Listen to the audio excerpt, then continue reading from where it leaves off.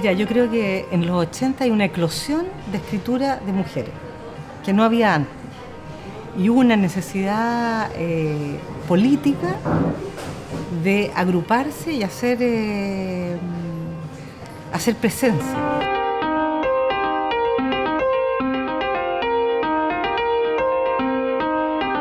Pero eso fue una necesidad política, ¿no? Que yo creo que finalmente jugó en contra de nosotros como escritoras. Yo hago el siguiente planteamiento, que la división que existe en Latinoamérica y que existió a través de la academia por tanto tiempo entre la poesía oral y la poesía escrita es completamente artificial y falsa. La tradición poética de las mujeres chilenas tiene posiblemente mucho más de 10.000 años. ¿Te das cuenta? Y permanece en el día de hoy. Por ejemplo, la mayor parte de las machis que cantan y cuya poesía es una poesía curativa son mujeres.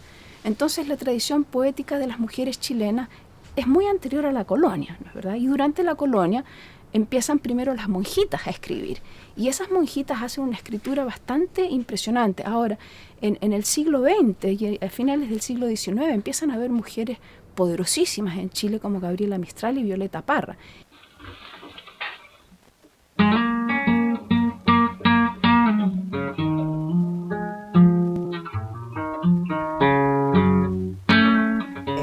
La poesía femenina de los 80 surge en el contexto de la dictadura, por lo tanto es una poesía de resistencia, y eso también atravesó la poesía de los hombres, no solo la femenina. Solo que el juego en la poesía femenina llevó también a los límites el aspecto erótico, era como la sensación del amor y la muerte. Había una construcción poética que atendía, a mi juicio, hacia dos vertientes. Una era la construcción, podríamos decirlo, de una sexualidad, un rescate de esa sexualidad en la literatura, escrita por mujeres mucho más agresivas, por decir algo, la Maja Vial, en ese tiempo, Elvira Hernández también, y un poco jugar con estos símbolos que eran propios de esta dictadura. Este es mi rostro, desvencijado, descompuesto, pegado al muro. Una boca triste lo cruza, lo revierte. Este rostro siempre tiene hambre de otro rostro, más bello por cierto, capaz de encantar a unos cuantos matones. Cuando digo matones, digo efebos, digo relucientes, digo trastocados por mi lujuria. Las mujeres en realidad trabajan desde sus trincheras. Tenemos a la Rosa Betty Muñoz, a Verónica Sondek, a Ivonne Coñacar y muchas otras mujeres que tomando distintas temáticas van poniendo su propio discurso, su cuerpo, y van las plasmando y se van ubicando como voces que sí realmente tienen algo que decir, no tan solo de ellas como cuerpo femenino, sino de todo un universo, ¿no? Entonces, cuando yo era niña, por ejemplo, para mí, el hecho de ser mujer y ser escritora significaba un rompimiento desde el punto de vista de los hombres y de ciertas mujeres que me censuraron desde el primer momento. Pero desde mi punto de vista, ser mujer era una ventaja, y yo escribía de mi vagina y de mi cuerpo con una libertad que en la lengua española todavía no existía. Ahora, en este tiempo, en este milenio, en este siglo, yo ya no creo en la escritura de género. Yo creo en la escritura hecha por hombres o por mujeres.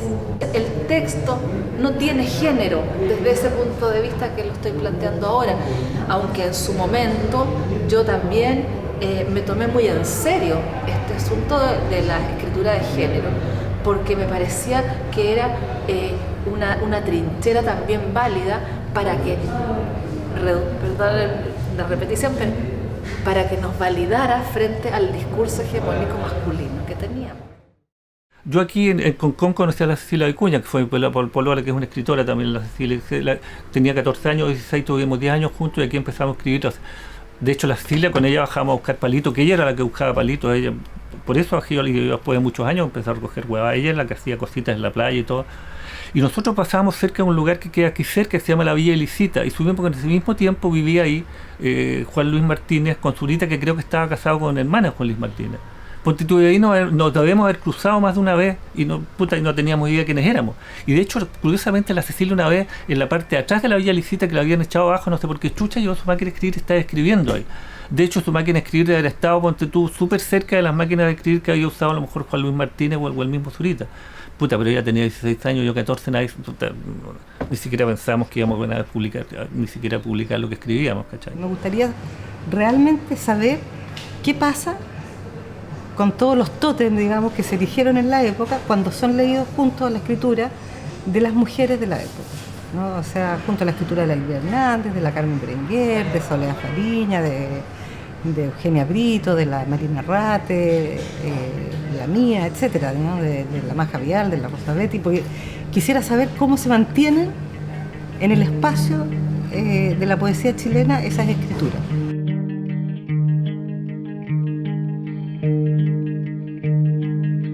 Se llama María Sepúlveda. Hace infinitas noches que no hace el amor. Su marido se casó con su mejor amiga. Se casó con usted enamorado de su cara, pero usted engordó demasiado, porque apagaba la angustia y el tedio con cazuelas y sopaipillas. Usted lee la tercera medias. Usted es la primera vez que lee un poema así. Le reza a la Virgen de Lourdes. Dice: por Diosito Santo, yo la quiero. Soy la única persona que la quiere de verdad, porque sé que no tenía ganas de levantarse esta mañana debido a una borrasca de pensamiento amargo que se le vino como el anuncio de una tormenta. Usted no sabe que yo la conozco a usted. Sé que hoy día se puso un calzón negro roto y que...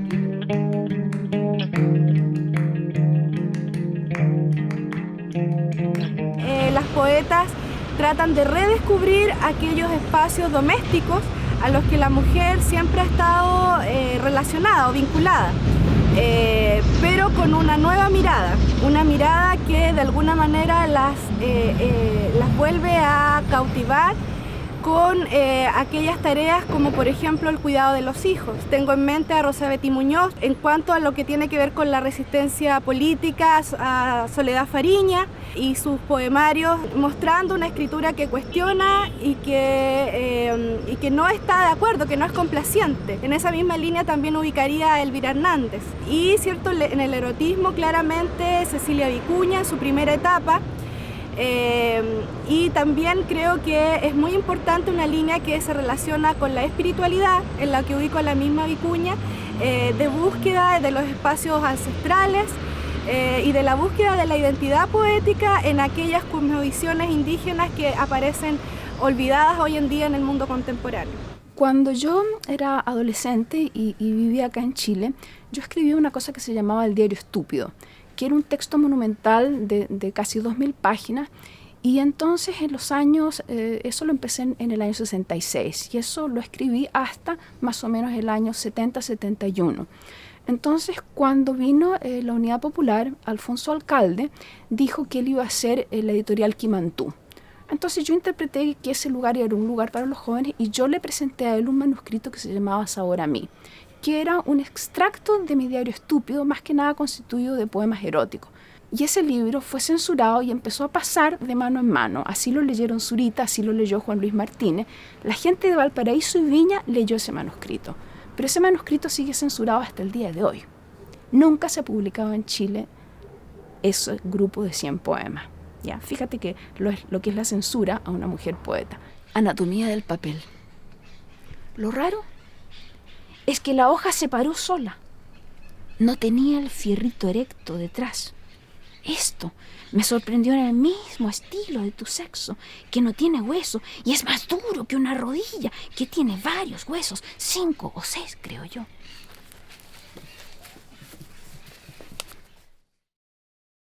La poesía de mujeres, ahora las nuevas generaciones sienten que han inventado la poesía, y eso a veces me parece que es un poco de vanidad y no reconocer lo que todos humildemente debemos reconocer, que nosotros formamos parte de una tradición y que todo viene de alguien que hizo algo antes. Y yo creo que nosotras, nuestra generación, lo primero que hizo fue mirar a las mujeres hacia atrás. Delia Domínguez, Rosa Cruchaga, bueno, obviamente ver a la Mistral desde otra perspectiva, ya no desde los poemas infantiles, sino que entrar en Tala, entrar en sus pensamientos, en sus escritos, en sus mensajes.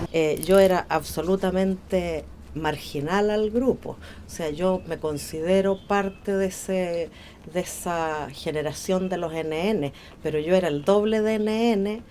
Yo prácticamente venía desde el cementerio, o sea, salía de vez en cuando a leer mis cosas o a encontrarme con las otras poetas, pero nunca tuve claro si venía sonámbula o zombie, así que espacio ahí en el fondo yo no tuve, sino a través de revistas, trípticos, y fui, bueno, también en algunos momentos teníamos en provincia algún espacio en radio o difusión en la página de Artes y Letras de la prensa de Curicó. Mi poesía sí fue de resistencia, pero desde un espacio muy oscuro. Exactamente era como dejar en evidencia que se estaba viviendo en un cementerio. Me fui instalando a través de dos formas expresivas que estaban en mí, que era el teatro y la poesía, la palabra y la acción, por decirlo, ¿no? De alguna manera, o la representación. Y esas dos formas me impulsaron y me llevaron, y era como un juego que lo podía, y de esa manera yo estaba como haciendo un camino, ¿no? A través de recitales, ¿cachai? De unas publicaciones medias piojosas, de revistas, nos tomamos la radio, hacemos programas de poesía, etcétera, etcétera. En fin, a mí me ha costado un poco, porque mi palabra en realidad era considerada un poquito irreverente. Yo manifestaba lo que mi palabra manifestaba, era una situación corporal, de mujer, de deseo, anhelante, vital, que separaba, no importa cómo sea, pero separaba, porque este sitio también me pertenece, porque este planeta también es mío, porque este aire también es mío, y separaba y largaba sus idioteces, lo que fuera, pero ahí estaba yo, y el que me escuchaba bien y el que no me escuchaba se fuera a la porra, ¿me entendí? Así me instalé, y creo que así me sigo instalando. Cuesta distinguir el exacto aleteo de la luz. ¿Es la sombra la elegida o es la claridad el destino ineludible de la sombra? Nada es absoluto. No hay que estar, sin embargo, muy seguros de las cosas. Pareciera suficiente saber nombrarlas o balbucear de algún modo su presencia. Nunca hasta el día de hoy he leído yo un crítico que haga un análisis de la poesía de los 80, donde la escritura o la poética o la poesía de una mujer sea leída junto con la poesía de un hombre y visto, digamos, analizado en forma paralela. Porque lo que sucedió a la larga es que el sistema le quedó cómoda esa definición de poesía escrita por mujeres.